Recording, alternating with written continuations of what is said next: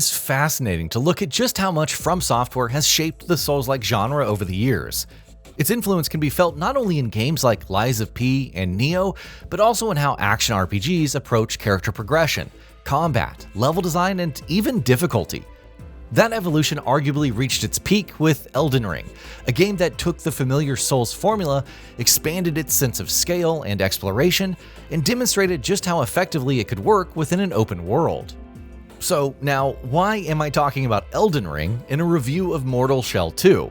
Because after spending the last week with Cold Symmetry's sequel, those inspirations are just difficult to ignore, particularly in the way that it approaches its world and its progression, albeit in a more focused and compact fashion.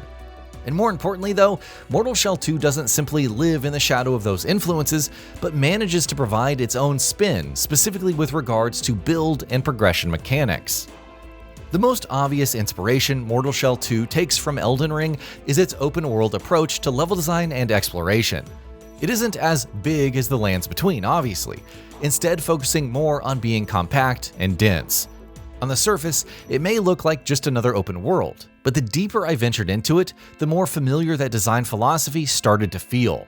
Compared to the semi-open, hub-based structure of the first game, Mortal Shell 2 now features a far more seamless and interconnected landscape, with massive landmasses that encourage you to freely explore and carve out your own path. There are several dungeons and beacon sites scattered across the world, with many asking you to cleanse the area or track down hidden items along the way. The overworld itself is exceptionally well designed, encouraging exploration both horizontally and vertically, while rewarding you for going off of the beaten path. Although some of the dungeons and beacon-related areas can feel repetitive in structure, they still manage to look and feel distinct enough, with their own assortment of items and secrets to uncover, just like in Elden Ring. All of this is backed by fantastic art direction that constantly evokes darkness, despair, and eeriness.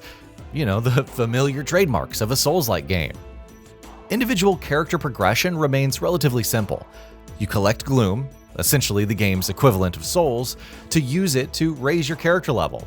Where progression becomes more interesting, however, is in how Mortal Shell 2 ties the discovery of new weapons, shells, and other useful items directly into open-world exploration. The game clearly wants you to actively venture out into its world, and thankfully, it gives you enough guidance to keep that exploration focused. Want weapons like the Scythe, Crossbow, or Martyr's Blade? Well, simply purchase the respective maps from Merrick, the merchant, and the game will highlight a general search area rather than revealing that exact location. Looking for additional shells works in a similar fashion, with their locations becoming available through glimpses. Now, what I liked about this system is that the resources required to uncover these locations, whether gold coins, glimpses, or gloom, they're all fairly straightforward to obtain. As a result, exploration rarely feels aimless, with my travels constantly guided by clear objectives, while still leaving enough room for discovery along the way. However, the world of Mortal Shell 2 is intriguing enough that it's incredibly easy to get sidetracked. Since I love exploring open-world games, I unlocked the available map locations for items and weapons, and they're fairly cheap to procure, by the way, but even with those objectives marked out, the world itself would often pull me in a completely different direction. More than once, that curiosity led me straight into locations where an intimidating boss was roaming around, catching me completely off guard.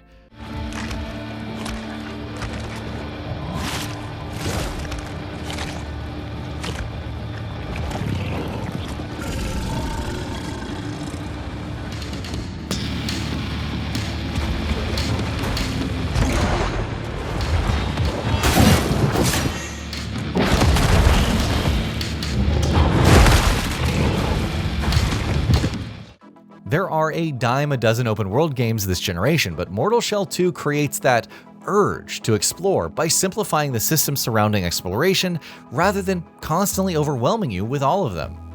Mortal Shell 2 features 8 shells, more than double what was available in the original game, and each one brings its own abilities and playstyles to the table.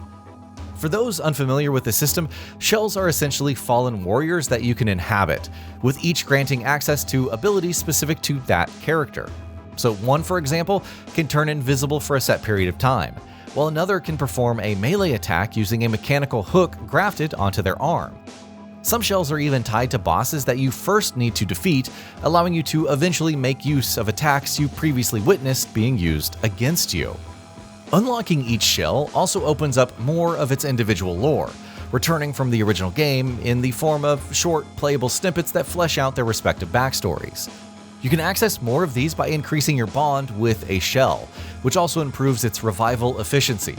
So in practical terms, if you're knocked out during combat, a stronger bond means fewer melee attacks are required before you can regain access to that shell.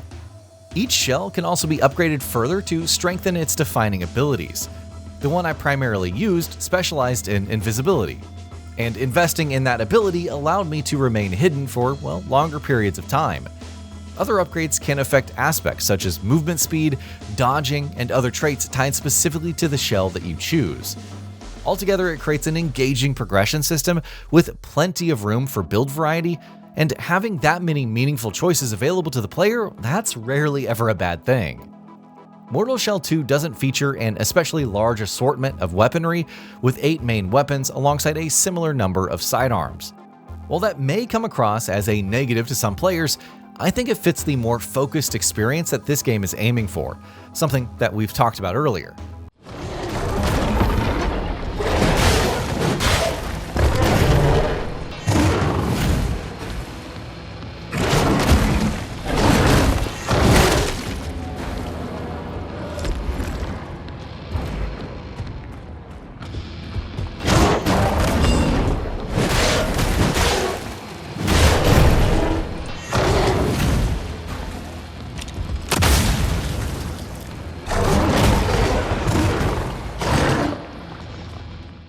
For most of my playthrough, I stuck with the Iconoclast, a two-handed greatsword found fairly early in the game, and simply focused on upgrading it.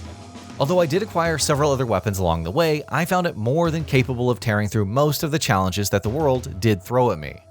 The sidearms, meanwhile, add a very different flavor to the combat, with one resembling a shotgun and another functioning more like a submachine gun. Beyond upgrading these weapons individually, you can also find and equip tar stones that grant specific effects, such as inflicting bleed, imbuing your sidearms with burn, shock, or poison, or increasing melee stagger damage. Tar stones themselves can also be further upgraded, strengthening their individual effects. The result is a combat system that blends more traditional weaponry, such as swords and greatswords, with more modern-feeling firearms and status effects, creating a combination that feels remarkably satisfying to experiment with and pull off in combat. The general enemy roster is also fairly extensive and changes noticeably from region to region, somewhat reminiscent of Elden Ring.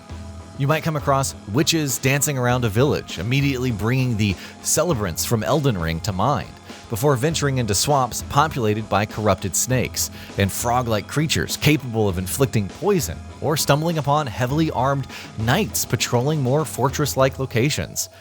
This mix of varied enemy designs and distinct attack patterns helps keep combat encounters feeling fresh as you move throughout the world.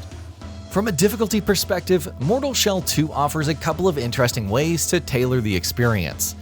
The default setting, which is what you begin the game with, provides a fairly challenging experience on its own, but you can bring the difficulty down somewhat by procuring a specific seal that makes encounters a little more forgiving. But on the other hand, if you're looking for something considerably tougher, you can activate Night Mode, which drastically ramps up the challenge while also increasing the rewards that you receive in return. Now, for the sake of our own sanity, we reviewed the game on its standard difficulty, and I found it to strike a reasonable balance between providing a challenge without becoming unnecessarily hard. Likewise, Mortal Shell 2 is packed with bosses, whether they're roaming the open world, waiting inside dungeons, or serving as story encounters beyond the corrupted gates. Boss fights are undoubtedly among the highlights of the experience, though I never found them to possess quite the same sense of scale or grandeur as those in From Software games.